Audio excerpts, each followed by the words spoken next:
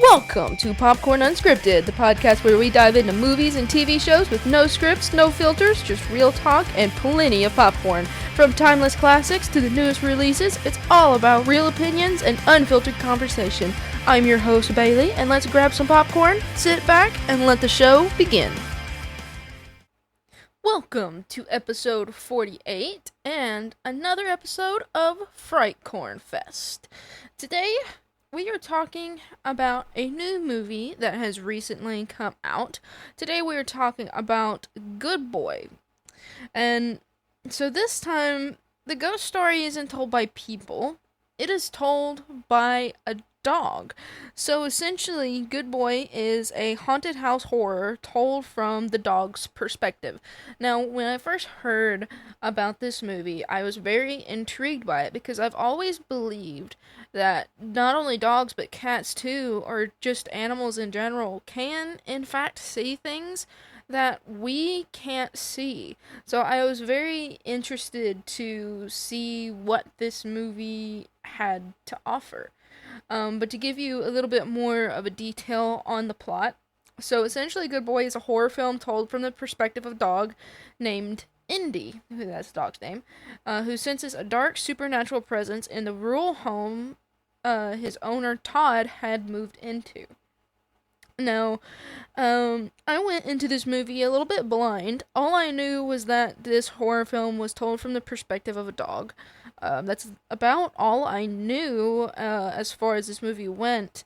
But what I had seen was certainly an interesting concept. In this episode, I kind of want to explore the characters Indy and Todd.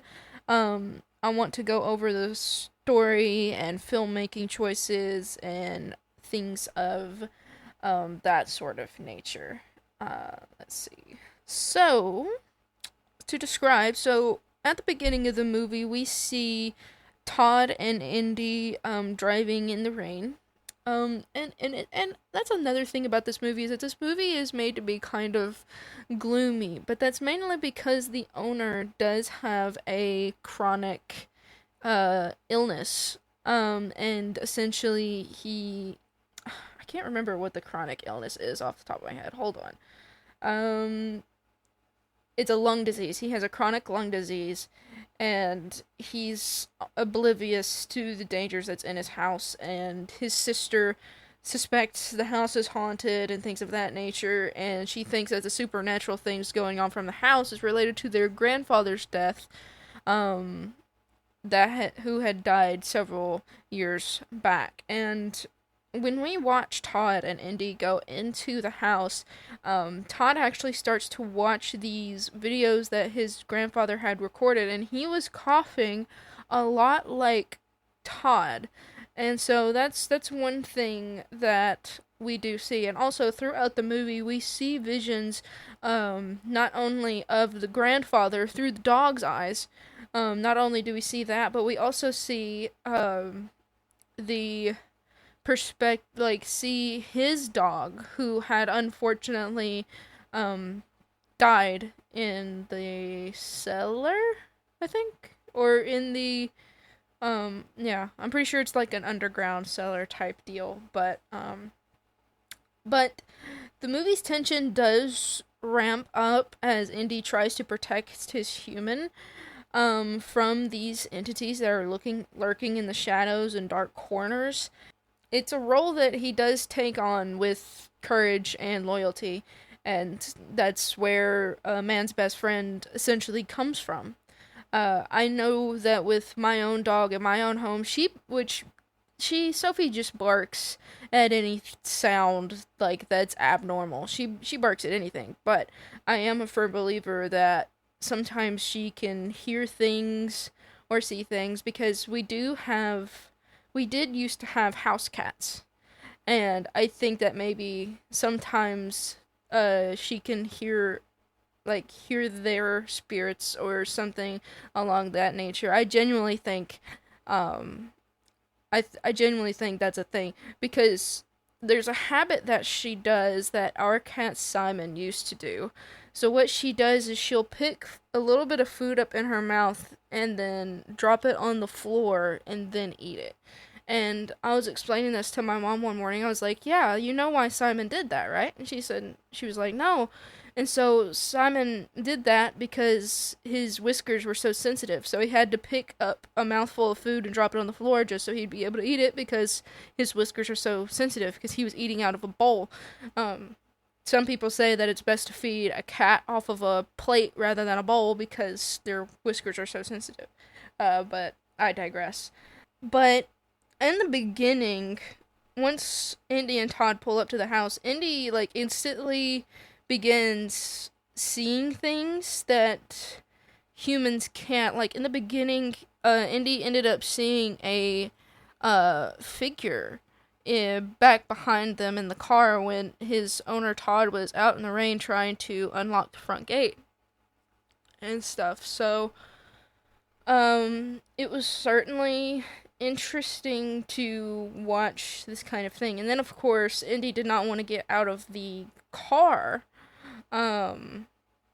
or anything like that. Indy did not want to get out of the car, but of course Indy ended up getting out of the car.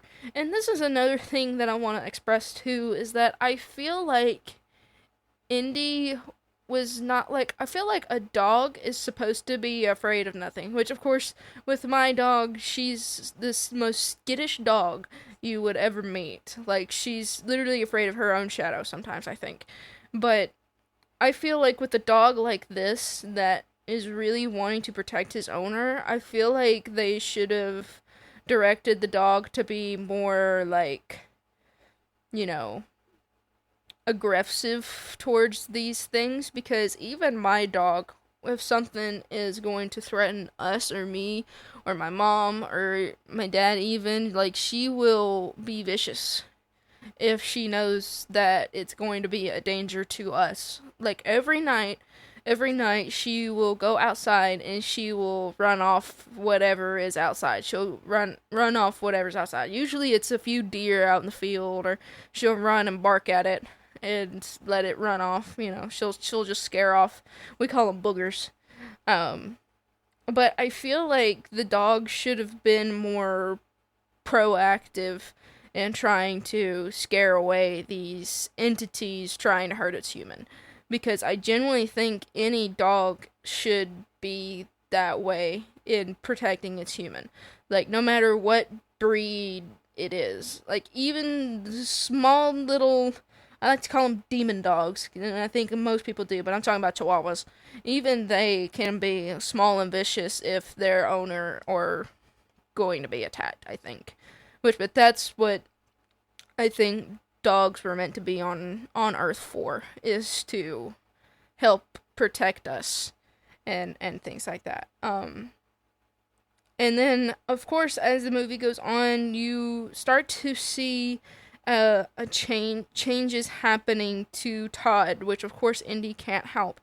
But it's not just the entities that is putting a mental strain or supernatural influence. Obviously his disease is a part of this. He doesn't like to be in the hospital, anything like that. You know, he's really taking the disease really hard. And also, he keeps brushing off his sister that keeps calling him to check up on him. Like, she was even wanting to, like, come to the house and be like, let me come to the house, let me check on you, please. I just want to make sure you're okay, and things like that. And he's just like, no, I'm fine, I'm fine. Yeah. He did not want to be, I guess he didn't want to be coddled, in a sense. But Todd does start to change, and also his relationship with Indy starts to change too, because he starts to push Indy away, and he starts to, like, he was just under so much stress and pain that he didn't want to, he just started to push Indy away. He wouldn't let Indy sleep in the bed with him or anything like that. He just wanted to be alone, and ultimately the way he treated Indy, toward like throughout the movie changed. You could see it, like he was like like he would take care of Indy, then he would push Indy away, and then he would be like, "I'm so sorry, let me," he would kind of go back and forth with Indy. Um, but Indy stayed loyal to Todd throughout the entire movie, and that's exactly what a dog does. Even if its owner turns their back on them, like they will forever be loyal to you, um, and all of that kind of stuff. So, uh, it's just such an interesting story. Now, this movie only lasts about, I think the runtime is an hour and 3 minutes, if I remember correctly. Hour 13 minutes, my bad. It's an hour and 13 minutes long, so it's not a really long movie. But then again, if you go watch it in the theater, there is a special end thing that plays. The creator of the movie, the owner of Indy, actually ends up talking about how they filmed the movie and things like that, and how they got Indy to do the reactions. I genuinely think, and I mentioned this earlier, I genuinely think they should have directed Indy to be more confronting with them. I just feel like a dog would have been more upfront with it, less skittish. I just feel that's just what I feel like. If I wanted to watch the perspective of a dog, I would want the dog to be like very protective. And Indy was, I mean, I would say Indy was probably a good mix of protective and skittish. But I feel like Indy should have been a bit more protective. It's like I had went and watched it with my boyfriend, and I told him, I was like, I wish that Indy would have barked more. I wish they would have had them bark more, because with a dog that doesn't know what's there, because even if you look at supernatural things online and it has to do with a dog, the dog is always barking at the corner, not just standing there staring at it. They bark at it. If they know it's a danger, they will bark at it like profusely, like until it goes away, because the barking brings attention to it, and it doesn't want you to know it's there, I guess. A lot of the times an entity doesn't want you to know that it's there, but we know it's there, especially if it makes itself known. But I feel like Indy should have barked a little more. I feel like they should have had Indy bark a lot more than what they did. Because of how big that threat was to Todd. But yeah, yeah, I should have given a spoiler warning, but that's honestly a bit too late at this point. But the movie's been out for, I think, about 2 weeks. So, yeah. That's my bad. But we're gonna walk through some of the major plot beats. So the haunting, since this movie's runtime is like an hour and 13 minutes, the haunting escalates like rather quickly. Even like at the beginning of the movie, at the very beginning of the movie, we are introduced to Indy. Indy is sleeping on the couch with Todd, and Indy senses something in the corner. So it makes me think that something is attached to Todd, because this happens before Todd is even, like, at the property. So something is certainly attached to Todd, and I think it's because of when his grandfather died, whatever was attached to his grandfather went to him, Lord knows. But ultimately in that scene, Todd ends up spitting up blood. And luckily his sister had come by and found him that way. But Indy knew there was something there that probably could have caused it.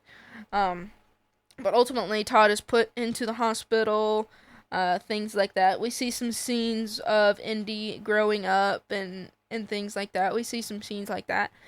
And then He gets out of the hospital, time goes by, and then that's when we get to where Indy and Todd are coming onto the old property. But it's from that, like, from the very beginning of the movie to the very end, there's always something supernatural happening in the background.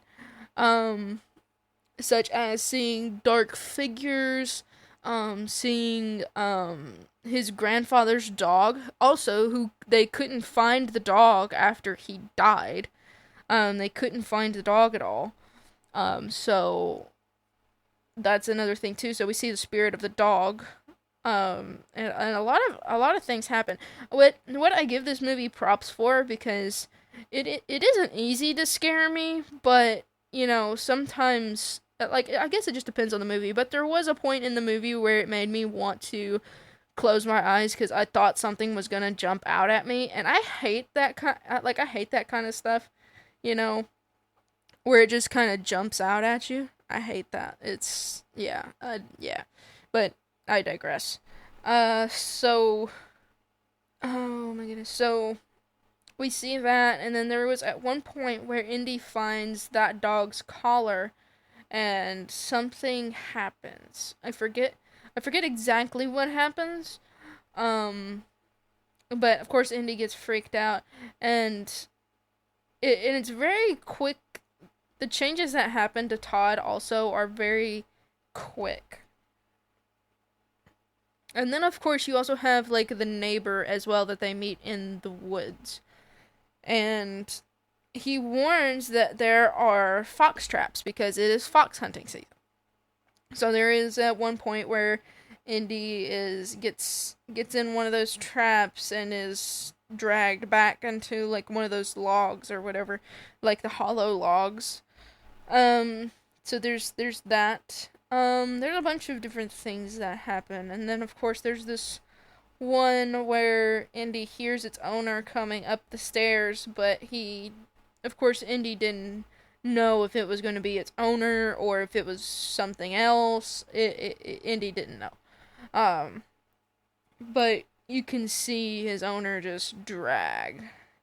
You could see that the entity is taking its toll. He's got a lot of mental strain. But there is the one where there's also one where Indy ends up being alone in the house, I think, and a door opens and Indy ends up finding the chair that the grandfather ended up dying in. And Indy was taking the place of his dog when he was dying, I guess. I guess it was kind of showing his death. But I would say that's probably a key moment where Indy was just like, which, as I've said, I think Indy showed more fear than it did, like, than they did protection. But, as I also mentioned, the supernatural presence was shown very early on, like, even before they even got to the property. So, it's, I don't really know, but I will say, the concept of this movie was very interesting, and, I would also say the ending of this movie was fairly interesting as well. The climax and resolution. So ultimately Todd ends up dying, and his spirit ended up being the one that, held Indy. Because Indy did not know that Todd had died. And so Todd's spirit, or spirit, I'm going to say spirit, gets dragged down the stairs because they were up in his bedroom.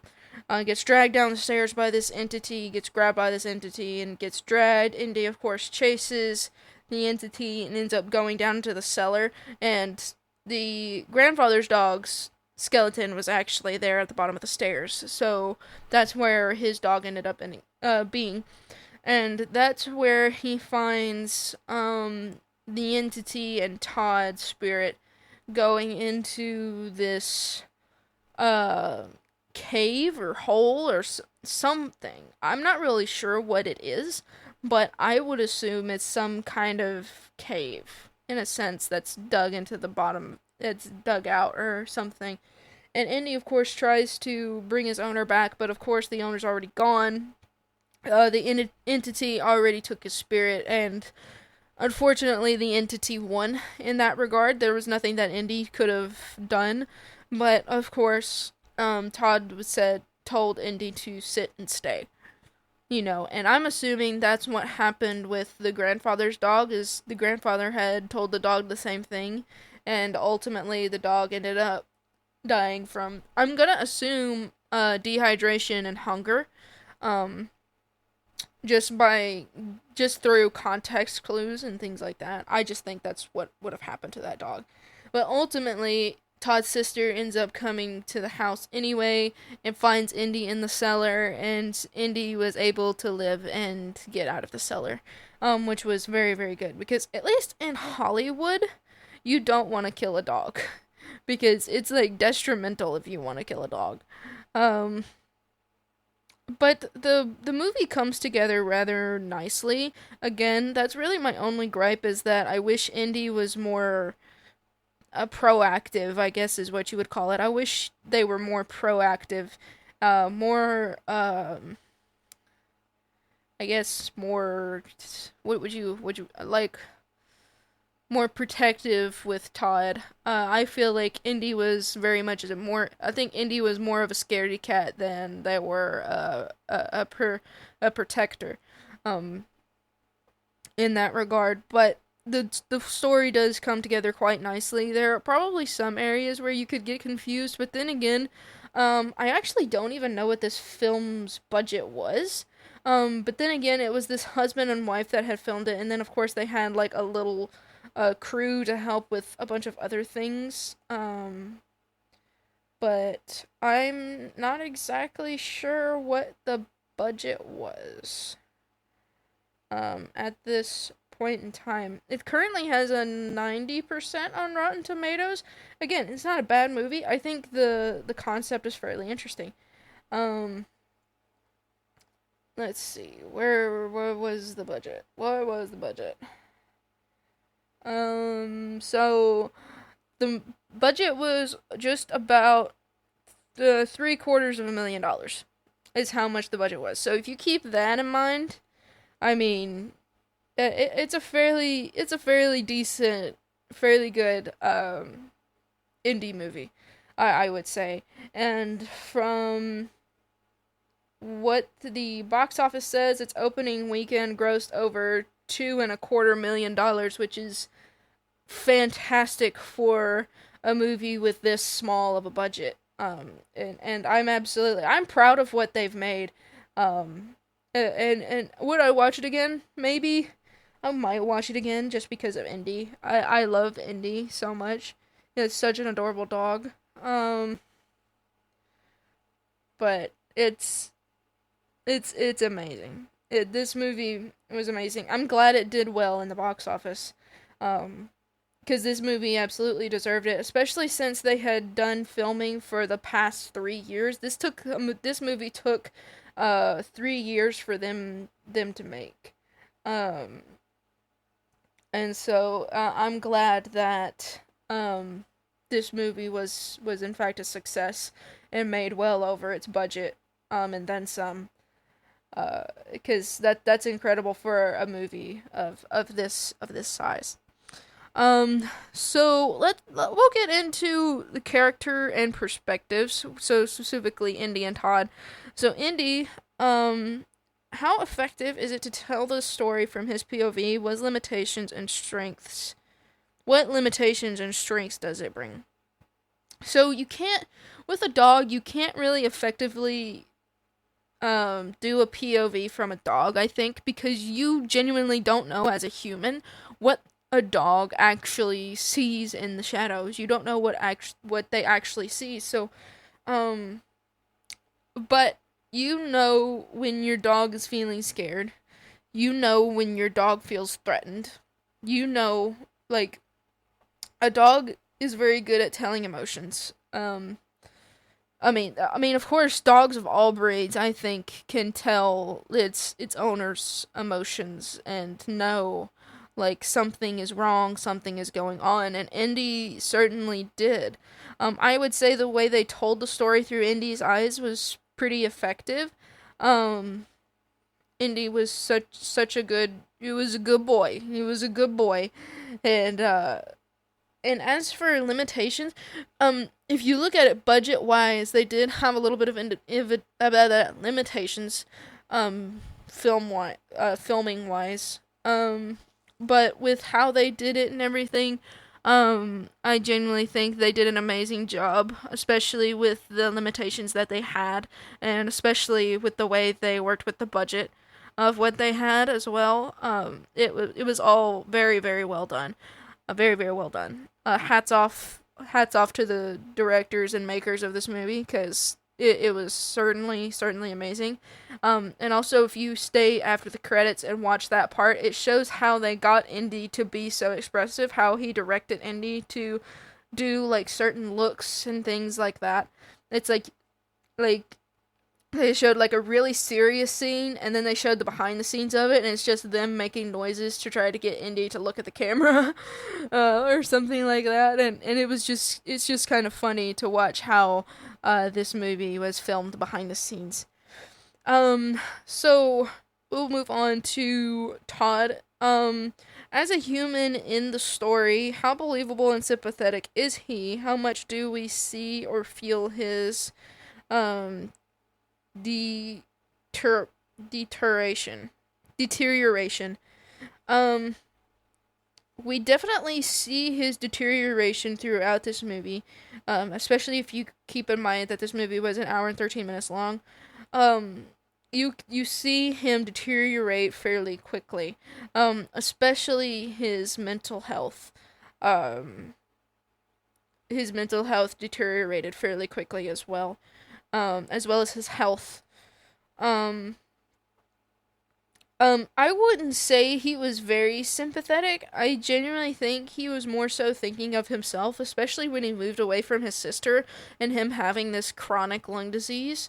I think that was actually fairly dumb of him to move out to his grandpa's place that's in the middle of nowhere. Just to get away from everything. I think that was genuinely kind of stupid of him to do that, but then again, he ended up doing it anyway, and ultimately that put him in a very worse place, I think, than he originally thought. But I would say it was fairly believable. His deterioration was fairly believable. Especially if you live in a house like that has super dark supernatural entities in it. Yeah. I would say this whole story is fairly believable.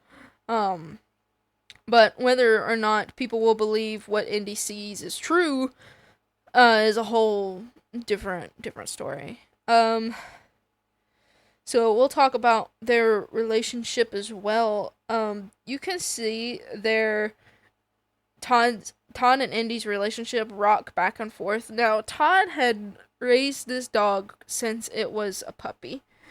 Since he was a puppy, and so that was a big connection in and of itself, is that this dog has been with him for several years. And you can see their relationship teeter as he's having to go through possibly treatments for this chronic disease, and then of course you have the supernatural entities not helping anything, and then you also have his sister that's contributing to this too, because he just doesn't want to be bothered. He just wants to live his life, and I understand that he just wants to live his life, but ultimately he can't really do that, so to speak. So he's having so many difficulties, and Indy, of course, being the loyal dog that he is, he does his best to help support his human in the best ways that he knows how, and things of that nature. And then you have the supporting characters as well. You have the sister, and then you have the grandpa, and then you, of course, have the neighbor. Which those are the three characters that are really shown or heard. Now, the one of all three supporting characters are fairly significant. I would say probably the most significant is the grandfather, because that's who we see the most of in this movie as supporting character wise. Because you do see flashbacks of him through Indy's eyes, through Indy seeing these visions and Indy having these dreams. You can see how the grandfather died and how things happen and things like that. So, yeah. And so one more, how does the film balance dogs, how being a dog story versus a human horror? I think it balanced it fairly well. You do see more of the dog side of it than you do the human side, which then again, this movie is based on the dog's perspective. So you would think that you would see more of the dog than you would the human, which of course you do. You see a lot of what Indy is going through more so than you do the human. But I do think it does balance out fairly well. Yeah, I genuinely think so. This movie was made fairly well. It was made with a lot of love. It was made with a lot of love and care. Um, and these people did an amazing job with filming this movie for sure. Um, it's really good. It's really good. So we'll get to the filmmaking choices and style. So many scenes were shot at dog level or from Indy's point of view. I think they did those shots fairly well. Especially especially following Indy. Whenever it was walking through whenever he was walking through tight spaces or anything like that, they followed Indy fairly well, and you could tell that it was somebody following the dog, obviously, but it flowed fairly well, I think. But you can tell that this was like homemade over like a long period of time. This movie was made over 3 years, so it's fairly decent movie. They did a really good job with camera work and things like that, and especially being able to convey emotion through Indy, because I mean a dog doesn't necessarily convey emotions. It's usually what's happening around the dog and things like that is what helps a dog convey emotions, like whether they're scared or whether they are trying to comfort a human or anything like that. It's really the direction is really what helps drive what a dog character is supposed to feel. The sound design and the silence that's in this movie was done really well. What Indy hears and doesn't hear builds a lot of tension. I do love the dream sequences with Indy. Those are what really builds up the story and answers questions that really what do you call it? That couldn't really be asked if you didn't have those dream sequences that Indy has. But sound design and the silence, it really builds the tension inside of you, and it was done fairly well in my opinion. I did like that there was minimal dialogue, which of course this is supposed to be told by the dog's point of view, so I can see why there's minimal dialogue, but it was definitely done very well, and there's a bunch of visual cues, and you can see Indy's body language and things like that.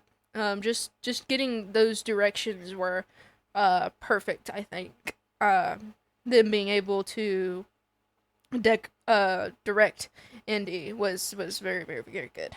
And then of course the ambient design of the haunted house and the lighting and shadows were done fairly well.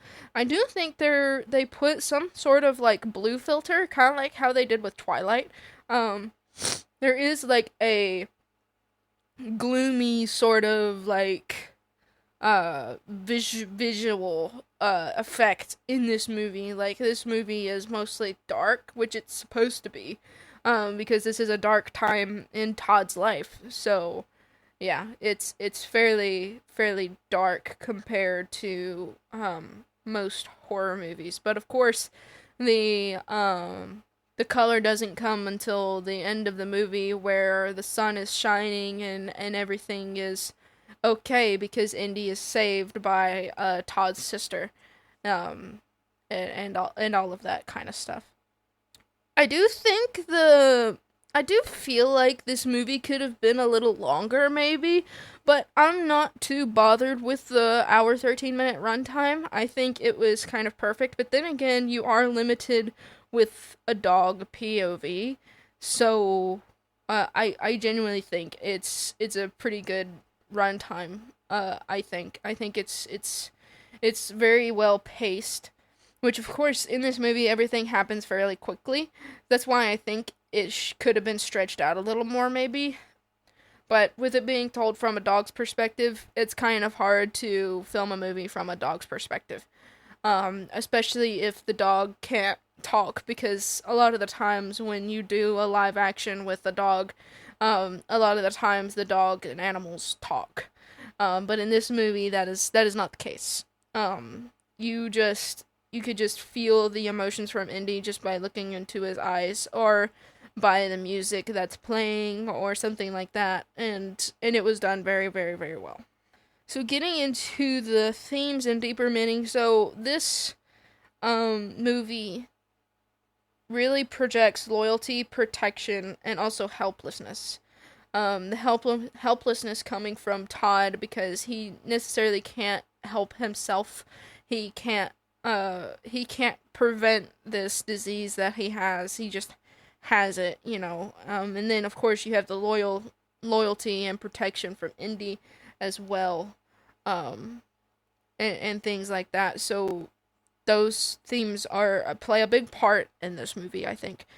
And then of course you have the trauma and inheritance. So Todd inherited the house from his grandfather. He inherited everything. All of that property. He inherited all of that. But there's a lot of trauma, I think, because of his grandfather's death, and I don't think Todd ever truly got over his grandfather's death. Um, and that's why he went to live there, because maybe he was wanting to try to find answers or something like that. I'm not exactly 100% sure. But then again, the sister is the one that believed the house was haunted, and I don't think Todd necessarily believed that the house was haunted. So there's two kind of contradicting things, I guess. And then, of course, you have the idea of perception versus reality. Because you see the ghosts only from Indy's perspective, because Todd can't see them. Todd can't see these entities. He doesn't even know they're there until towards the end of the movie, where he puts Indy outside for whatever reason, which I think that wasn't Todd's doing. I genuinely think the entity had possessed him and made him put Indy outside. So that way the entity could, finally take Todd, down into the pit, or the cave, wherever it was. But with this film, it also shows what we miss as humans. As I had mentioned at the beginning of this episode, I genuinely believe that animals see things that we can't see. So if you're in a house, and you know it's like an older house, and you know the house has a history, and you get a dog, or so, like, a dog is probably the more spiritual. I don't really know about a cat. I'm sure a cat senses things too, but I think the cat can be unbothered. But a dog will for sure tell you, hey, this thing is here and we probably need to go because this is a danger to you. So to people that are probably living in a house like that, I would highly suggest you listen to your dog, really watch your dog, and see how they are reacting to things and what's happening, because I even know, because if you've even watched the first Conjuring movie, that entity that was in that house ended up killing their dog. Like, ended up murdering their dog. It ended up killing it. And that's how powerful a lot of entities can be. And then, of course, you have the horror of the isolation and when your voice doesn't reach the ones that you love, because obviously Todd didn't have that opportunity to shout help.